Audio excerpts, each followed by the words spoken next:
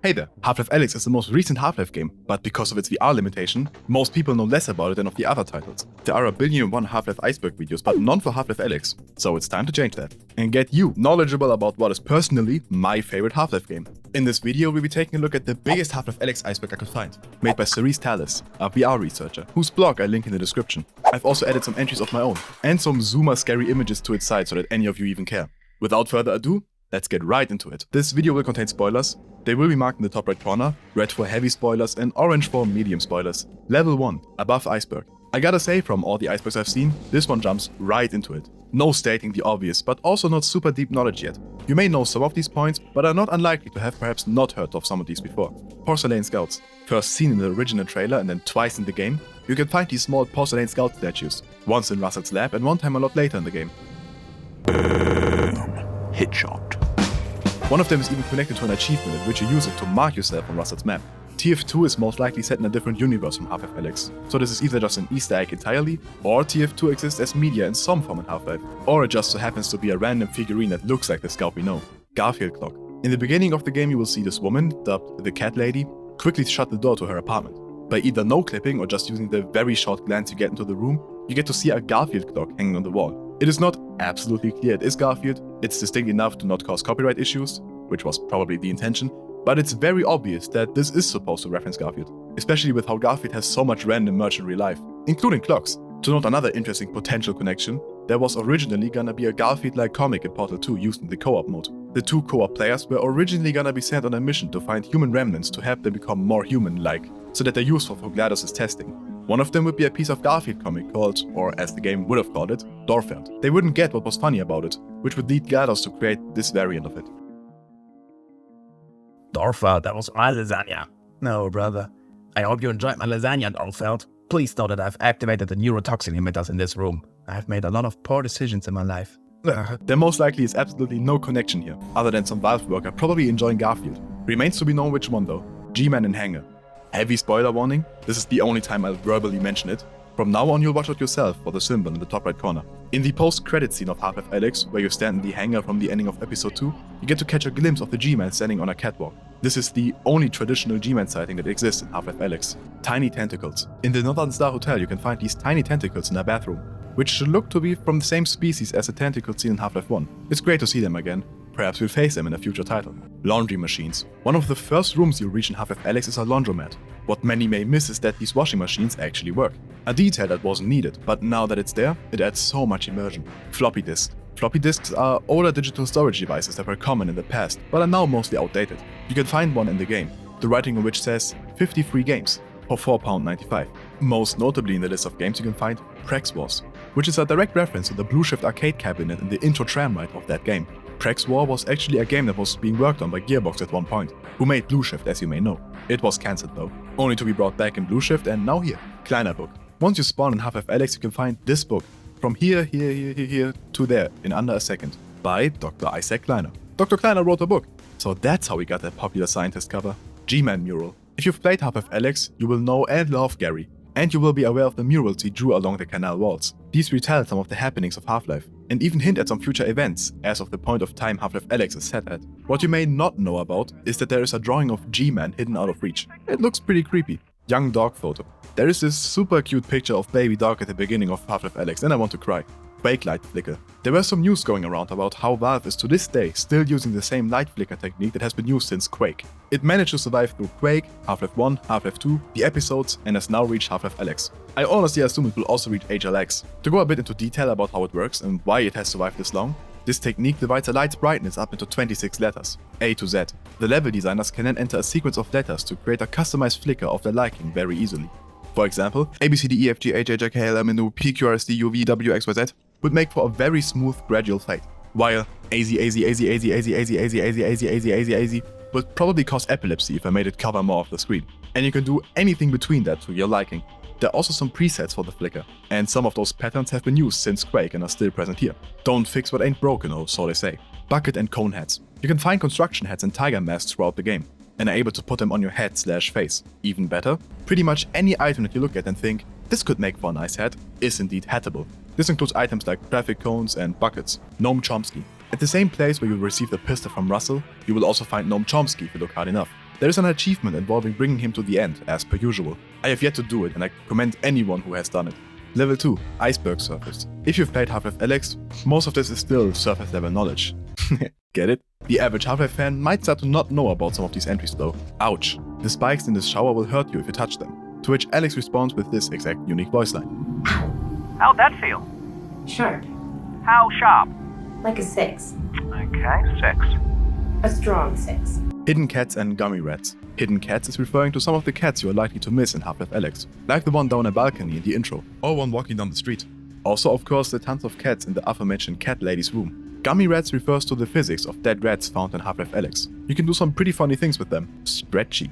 Though it's also somewhat weird to play with dead rats, so let's stop that. Grenade crate crashes. This was fixed in later patches, but originally, if you were to carry around a crate filled with grenades, which was a possibility especially at this exact section, it could cause the game to crash. Nice hat. If you happen to be wearing a hat during the Jeff chapter, Larry will comment on it. Oh, and nice hat, by the way. Nice hat, by the way. Nice helmet, by the way. Oh, and nice helmet, by the way. Nice hats, by the way. Oh, and a nice mask. That'll come in handy. Oh, by the way, that look, it's a good one. Oh, by the way, whatever that is on your head, I like it. Ooh, nice mask, by the way. Ooh, nice mask. That'll come in handy here. And in case you lose it, be sure to cover your mouth around those things. Oh, but if you lose it, cover your mouth around those things. It's gross. City 17 is Sofia, Bulgaria. If looking at images of Sofia in Bulgaria isn't enough on its own, by overlaying the loading screen map of Half-Life Alyx onto areas of Sofia, you will find that it matches pretty much perfectly. While Valve will probably never completely for certain confirm that this is the case, the city in Half-Life Alyx, and thus City 17, is indeed based on Sofia. Just looking. If you enter this toilet, this fun dialogue will happen. Oh, do you need a minute? Cause, I could pause the feed. Just looking, Revs. Combine missing from distillery. The distillery is the place where the Jeff chapter takes place, which features about 3 times as many physics objects as the entirety of Half-Life 2, according to level designer Dean Tate. This was a bonus fact, not what this is about. You may notice that while there is a bit of combine technology installed around this area, there are no combine units. Given that Jeff is also here, you might put 2 and 2 together and conclude why that is the case.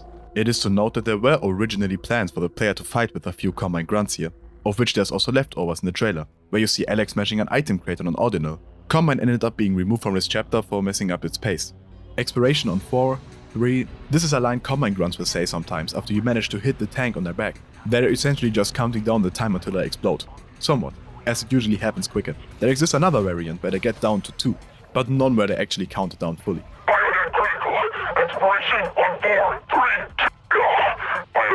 2. Exploration on 4, 3.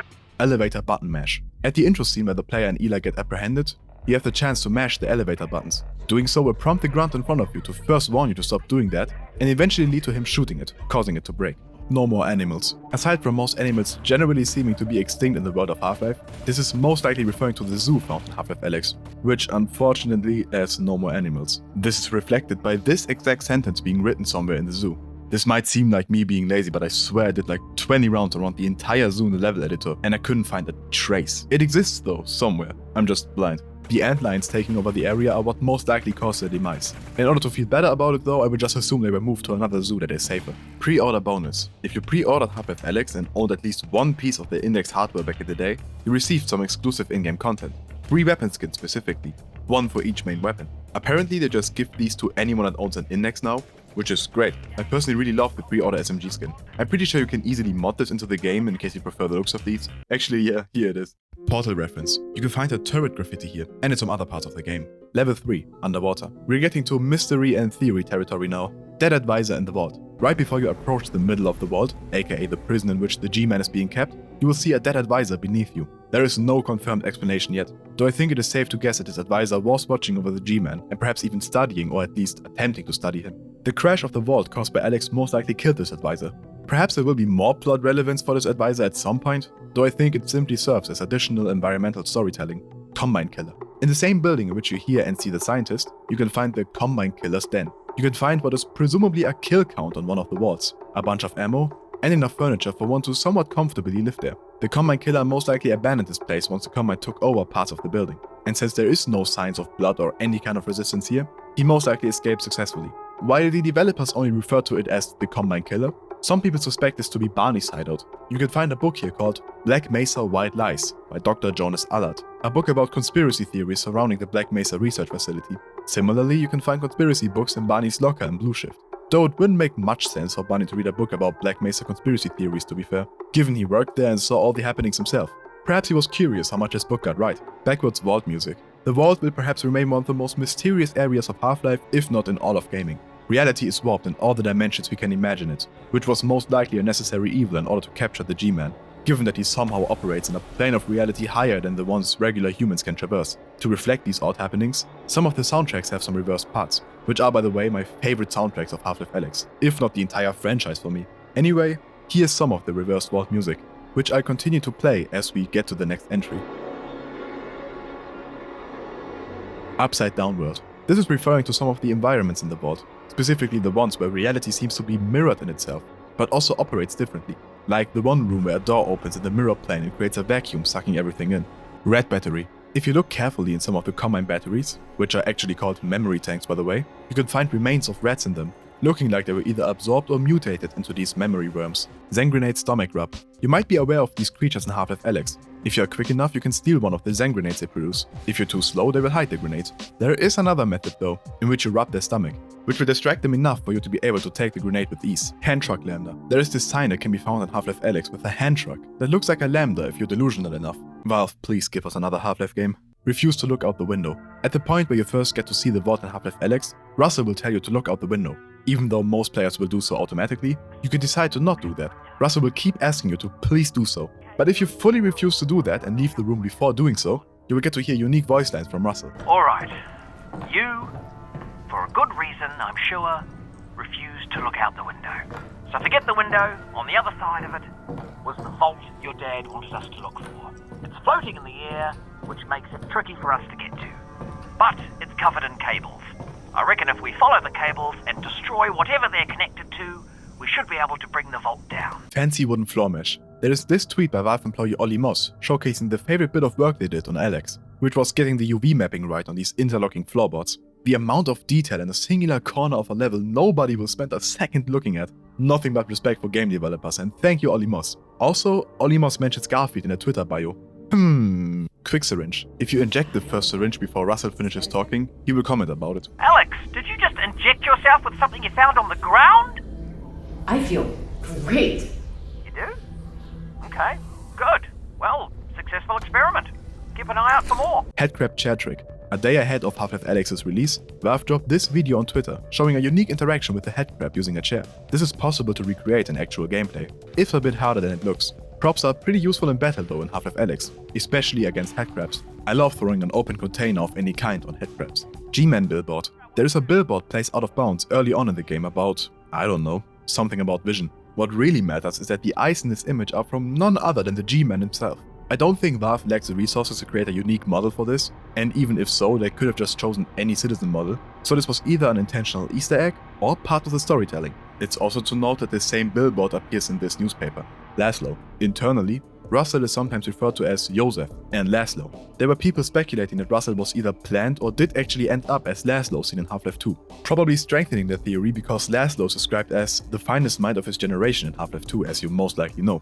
Though this makes little sense, especially because it would be such an anticlimactic death for such an important character. If anything, Russell is more likely to take on a similar role to Odell in a future game. Odell was originally gonna be met on the Borealis, when it was still planned to appear in Half-Life 2. He was later recycled into Odessa. Is Russell actually Odessa? Just kidding of course, or am I? Globe. In Alyx's hideout in the beginning of the game, you find a globe with some markings. Africa, Australia, Asia and Greenland have question marks on them. North America is completely wiped out, and it probably encompasses South America too. There are also arrows pointing towards Eastern Europe, which is where every Source and Source 2 Half-Life game has taken place. It's not unlikely that the huge cross on North America is referring to the Zen invasion taking over that continent, given it started there. I've also read theories online about people suspecting that Left 4 Dead is actually canon to Half-Life, and the zombie invasion is what took over most of America. There are some likely holes in that theory though, so take it with a grain of salt. Metro Cops aren't NPCs. Even though Metro Cops are seen in Half-Life Alyx, this is only ever in choreographed scenes that are outside of the player's reach. There is no usual NPC behavior programmed for them. The Manor. The entirety of Half-Life Alyx's story and how it was set to play out was completely rewritten not even a year before release. This included cutting entire planned areas and characters from the game. The manor was one of them. The manor was to belong to Eli, who sold out to the Combine by taking the whole responsibility for the Resonance Cascade. This story apparently sucked, which was thankfully made apparent to Valve after all the playtesters noted that everything else was great, but that the story sucked. And so the manor was cut. And if anyone needs any more proof of the value of playtesting, this is it. Playtest your games, developers. MetroCorp drawing. In the zoo you find a bunch of drawings made by children. One of them features a MetroCorp. You may notice that the sun stick looks like the one from Half-Life 2. The real life ones at the current point in Half-Life Alyx look like this. This is an oversight. However, I like to treat it as this. The child that drew this, Oliver C., simply made up this design, after which a Combine unit of higher position saw it and thought, this looks cool, to which they started making sun sticks look like that. This is just canon for me and I won't argue about it. No VR mod. The main reason for Half-Life Alyx not having been played by as many people as other games is of course that it is VR only. Ever since it was announced, people have wanted a way to play it without VR. And today, a no VR mod does exist and is fully functional from beginning to end. Though I seriously, very heavily urge you to not have the no VR mod be your first playthrough of Half-Life Alyx. If there's any imaginable way you are able to get your hands on a VR headset, please wait to do that instead of playing with the no VR mod. The mod should only be the very last resort. Half-Life Alyx is not made to be played on a flat screen and it will frankly not even be a tenth as good as the original VR experience. The VR experience, however, being the best gaming experience I've personally ever had. You can get a brand new MetaQuest for about $300 or get a used one in good condition for under $150 on eBay or similar. So if you are privileged enough to have that be a possible purchase in the future, which I know a lot of you are from the demographics on my channel, please instead wait until you can afford one. If you're very sure that's not possible, I'd say the no VR mod is better than nothing at least. And for a second playthrough or whatever, it can be interesting. And obviously shout out to the team behind this mod. Even if I do obviously recommend to play it with a VR headset instead, I know a ton of people can't afford that. And making Half-Life Alyx more accessible is awesome. So a huge thank you for all the effort you put into this mod and for creating it. Level 4, Deeper Iceberg. At this point I myself only knew anything of about 10% of the entries. A lot of this will also be beta content. Crystal Headcrab. There exists an early render of the armored headcrab that shows them having some sort of pink crystal growth on top of them. We don't know anything about it, but they definitely look cool. Fast Headcrab. There is an unused model of the fast headcrab in Half-Life Alyx. It looks more like poison headcrabs do though in terms of color. If you have ever played Half-Life Alyx, you will know how hard it is to kill regular headcrabs. So the fact that fast headcrabs were cut is not surprising at all. Asian Vance graffiti. Asian Vance, in case you somehow don't know, is the mother of Alyx. She's only ever seen on the image you see in Eli's lab and on this newspaper clipping in Kleiner's lab. We know very little about her, outside of the fact that she died in Black Mesa. At least that is what is said. Who knows? There is an unused graffiti texture in Half-Life Alyx files that mentions her. It says this: Asian Vance and her sacrifice, or your journey, Asian Vance, has begun and her sacrifice. It also mentions other interesting things like Alyx Vance is the key and we seek the same end. Vodka foreshadowing. Behind the bar at the beginning of the hotel, there's a resin that will knock over some vodka when you grab it, foreshadowing the torturous experience you are gonna have in the distillery not long after. Eat a headcrab heart. In our beloved Gary's hideout, there are a lot of headcrab hearts laying around, which is because he eats them. Squeezing them unlocks an achievement even. Eating though isn't an implemented feature from all I can tell. I asked the creator of the iceberg what this means, to which they simply told me, try eating one. So make of that what you will. Because trust me, I've tried. Anti-science video. Breen was originally planned to have a bigger role in Half-Life Alyx, which isn't hard, given that he isn't present in Half-Life Alyx at all. One of these remnants is found in the video file antiscience.webm, in which there is a propaganda video made by the Combine to rewrite history a bit. It's a very rough draft of a video. In it, Dr. Breen condemns what Black Mesa did and praises the Combine as humanity's saviors. There is a bit of talk about the 7-hour war, and it includes a bunch of community-made assets including Black Mesa scientist models and beta units. If this made it to the final game somehow, it would have been the first ever official piece of media regarding the 7-hour war outside of the singular piece of newspaper. It's also interesting to note that this video uses the supposed area of Black Mesa seen in the heart-to-heart with G-Man in episode 2. It shows a tiny amount of areas unseen previously, including this couch, the only melon. Half-Life Alyx features one singular melon, and you can't see it in a regular playthrough. You have to no-clip outside of this window at the laundromat and look inside this box. Then jellyfish, a creature cut from Half-Life Alyx. It's likely that it would have been friendly or at least neutral. Spin clips / fast teleports. Half-Life Alyx is not free of bugs. These are 2 of them. They are also very common techniques used in speedrunning of Half-Life Alyx. Fast teleports look like this and spin clips look like this. This is also what speedruns are categorized by. You can do a run with both of them, do a run with neither of them, or just one of the 2. This is similar to how many games have a glitchless category for the speedruns. Large resin alt model. Whenever you input resin into upgrade stations, assuming you have enough, you will insert them in stacks of 5. the model for which looks like a stack of 5, as one would assume. There exists an alternate version of this though, one that looks more organic, like 5 resin fused together. It could maybe be that this was originally to be found somewhere, giving you 5 resin at once. The reality is that we don't know though. Pick up that can. This iconic line from Half-Life 2 is used in Half-Life Alyx. Unfortunately, it's out of bounds and without any context. These metro cops outside of the laundromat say random lines, and one of them is Pick up that can. Slingshot Glove. There's a scrap slingshot weapon in the game files. In the files it's called Item HLVR Weapon Gravity Slingshot. Perhaps this would have been an upgrade for the gloves. The mysterious Shadow Lady. The only thing we know about her is that she works for the Combine and is aware of the G-Man being inside the vault. She's also confirmed to be returning in a future title in one way or another. Her model is based off that of Han, who we will get to now. Han. In the aforementioned pre-rewrite Half-Life Alyx story, there was a character called Han. Her model ended up being reused for the thus far unnamed scientist, of which you only see the shadow of.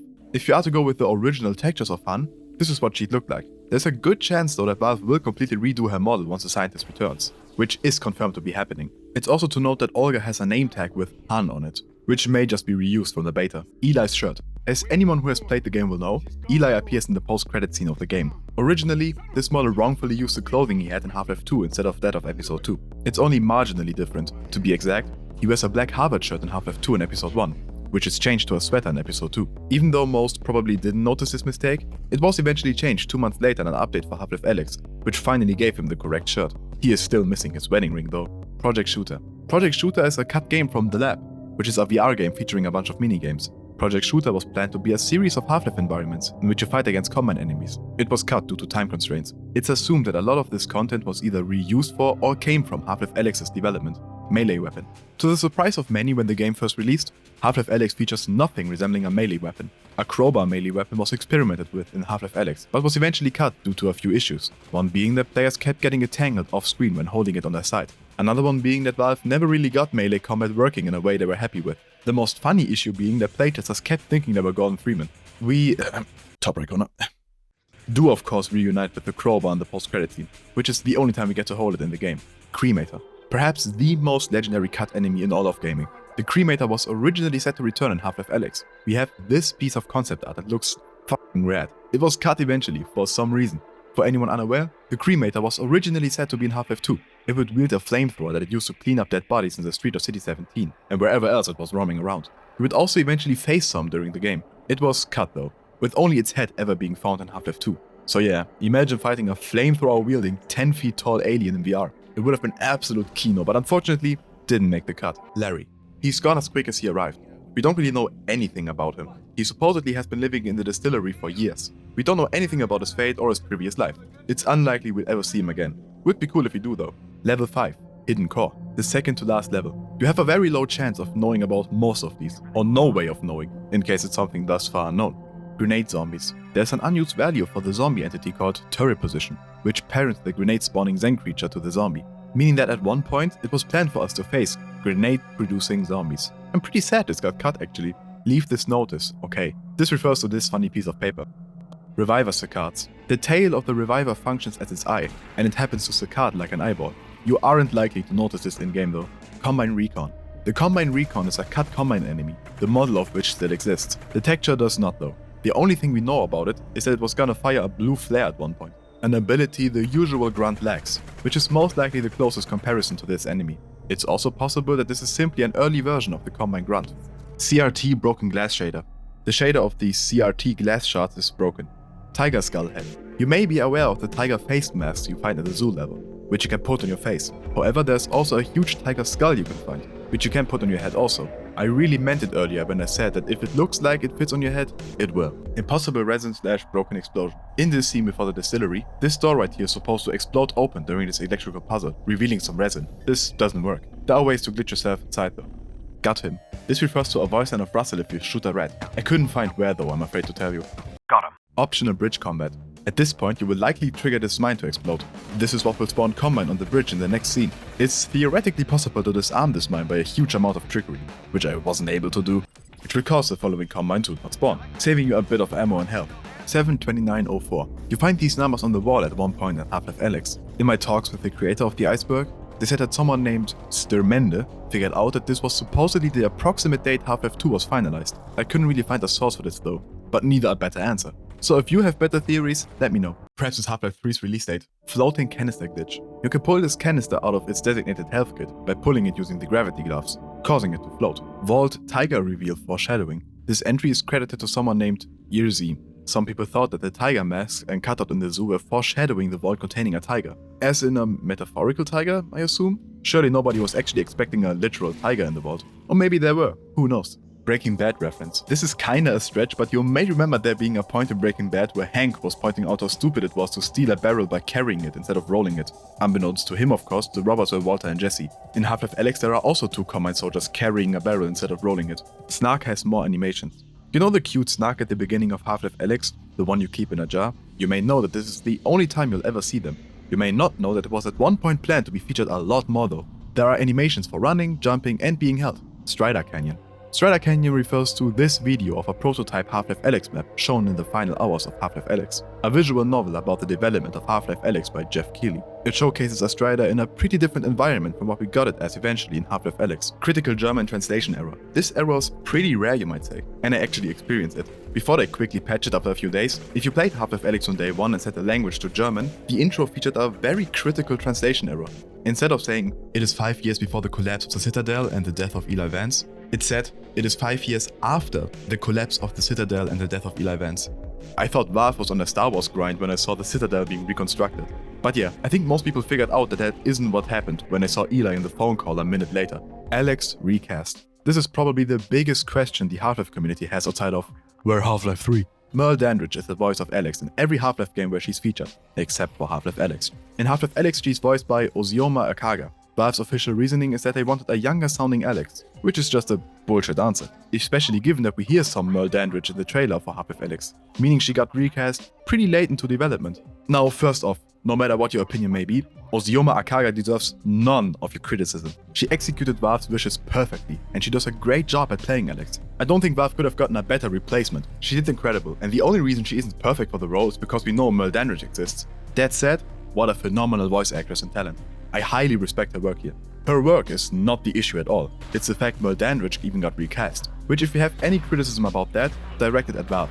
Wanting someone that sounds younger makes no sense. Merle Dandridge is only 49 years old. She surely isn't 19, but the voice isn't that different. We're not talking about an 80-year-old lady here. And hell, even if she was to sound a bit older, who would care? We want Alyx to be voiced by the person we know and love her as. I mean, look at Breaking Bad and Better Call Saul. Even though Better Call Saul is a prequel, Saul looks way older than he does in Breaking Bad. Does that mean he should have been recast because he looked marginally older?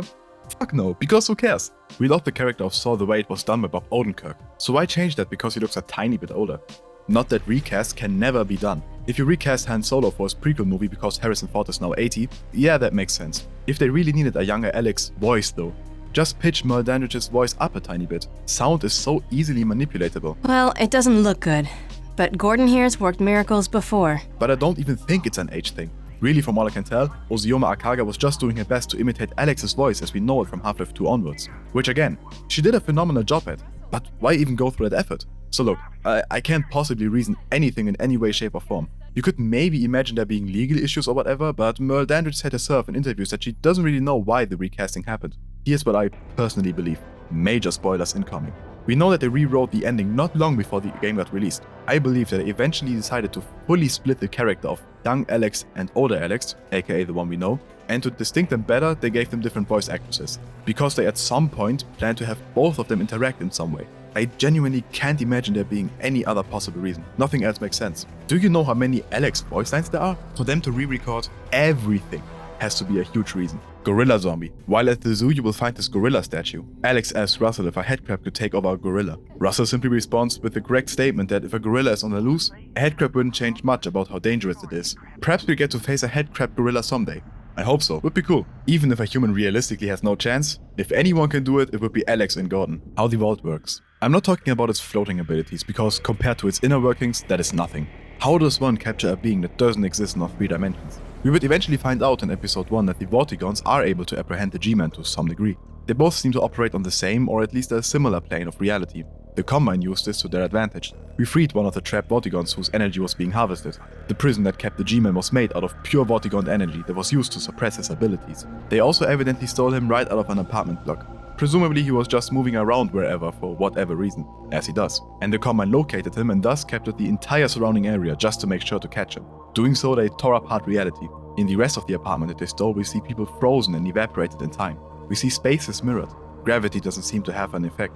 Whatever technology they used to capture him was highly unstable and corrupted the fabric of reality. The only part they bothered to stabilize was his prison directly.